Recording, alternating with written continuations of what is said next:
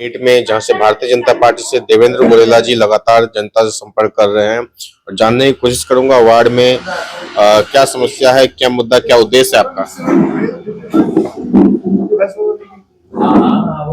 वैसे मैं वार्ड 58 से चुनाव लड़ रहा हूँ। भारतीय जनता पार्टी ने मुझे अपना प्रत्याशी बनाया है और भारतीय जनता पार्टी के मोदी जी का हमारा विजन है, देश हमारा समृद्ध हो, स्वच्छ हो, साफ हो। स्वच्छता की कड़ी में मेरे को प्रत्याशी बनाकर प्रस्तुत किया है। तो मेरा मुख्य कार्य यहाँ पे स्वच्छता का है कि स्वच्छता की ओर ध्यान दूं। बिजली पानी वगैरह हमारे मोदी जी, विधायक जी अन्य लेवल से चलते रहते हैं, होते रहे और हो भी रहे हैं, विकास कार्य चल रहा है।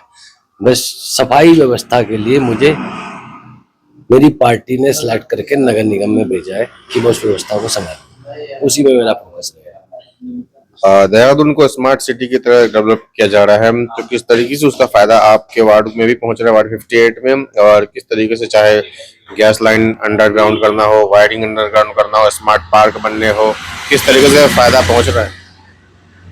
हमारे वार्ड में अभी पार्क बन रहा है, एमडीडी की ओर से योगा पार्क बनाया जा रहा है।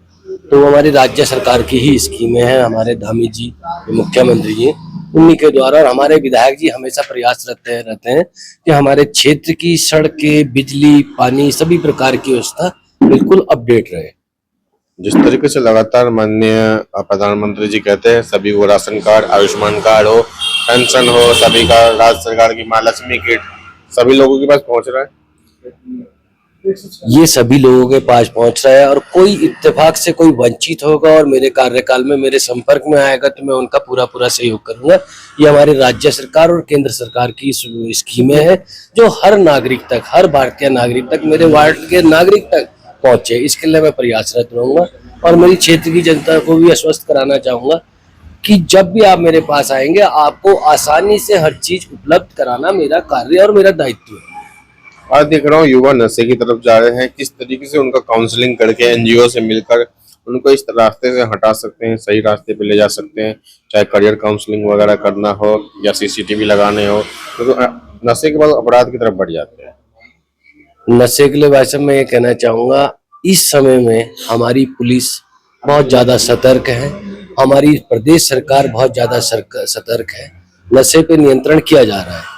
बाकी मेरे स्तर से जो भी काउंसलिंग वगैरह वगैरह जो भी अन्य व्यवस्थाएं होती हैं, जो पॉसिबल होगा, नशे की रोकथाम जरूरी है। साथ ही साथ में आपको एक चीज और कहना चाहूंगा, नशे के साथ साथ आजकल हमारे क्षेत्र में बाइकर्स बहुत हो गए हैं। बाइकर्स इस तरीके से बाइक चला रहे हैं कि कुछ भी हो सकता है। 80 साल का वृद्ध अगर सड़क में चल रहा है, बाई दी वो सड़क क्रॉस कर रहा है, तो उसके साथ कोई भी हादसा हो सकता है। 1 किलोमीटर दूर उन बाइकों की आवाजें सुनाई देती है जिससे बुजुर्ग व्यक्ति, बीमार व्यक्ति घबरा जाता है। तो मैं उन बच्चों से, उनके माता पिताओं से यही कहना चाहूंगा, आप अपने घर में, मेरे बच्चों, मेरे छोटे भाइयों, आप गाड़ियां थोड़ा नियंत्रित चलाएं, अपने समाज का ख्याल रखें। सभी लोग हमारे लोग हैं, चाहे वृद्ध हो, बच्चा हो, महिला हो, कोई भी हो, हमारे ही लोग हैं। कहीं आपके चाची, नानी, माता, ये सभी लोग हैं, तो नियंत्रण में। और माँ बाप विशेष ध्यान करें, बच्चों को इस तरीके की बाइक्स ना दिलाएं।